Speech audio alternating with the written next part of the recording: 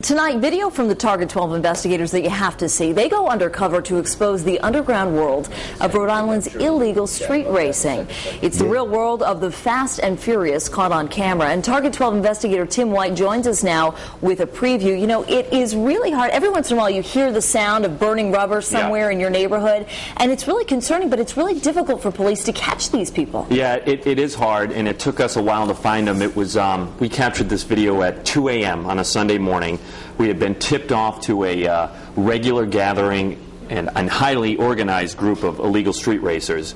Our undercover unit, two members of our undercover unit, waited for hours and hours on the street in Providence, and then seemingly out of nowhere, dozens of cars just started streaming down the street as our cameras were rolling, and all of a sudden it just started to take shape. Very quickly, a highly organized race just started playing out right before our eyes. And I know that we have the video. I want to take a look at it now, because they just essentially line up.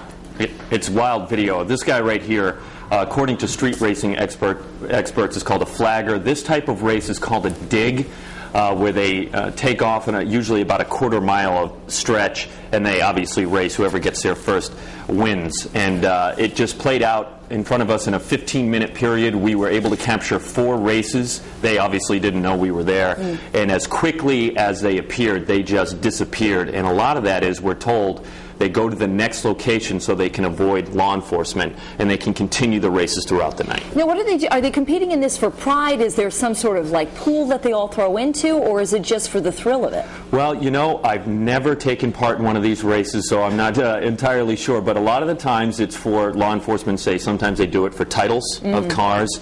And sometimes it's for money. They do gamble. Now, here's the thing. Obviously, this is very dangerous. Yeah.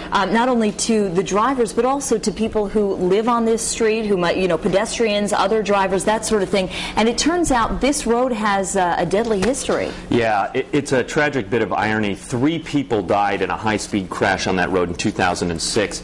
Providence police suspected illegal street racing. A Mercedes was modified for speed, and it crashed into a building. I'll tell you, working on the story, one of the hardest parts of it is one of the passengers in the car that lost their lives had a wife who was pregnant, and his daughter never got a chance to meet his father.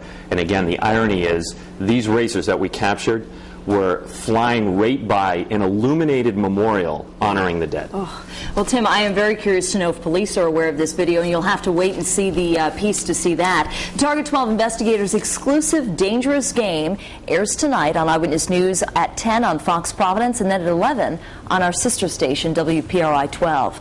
Time now to get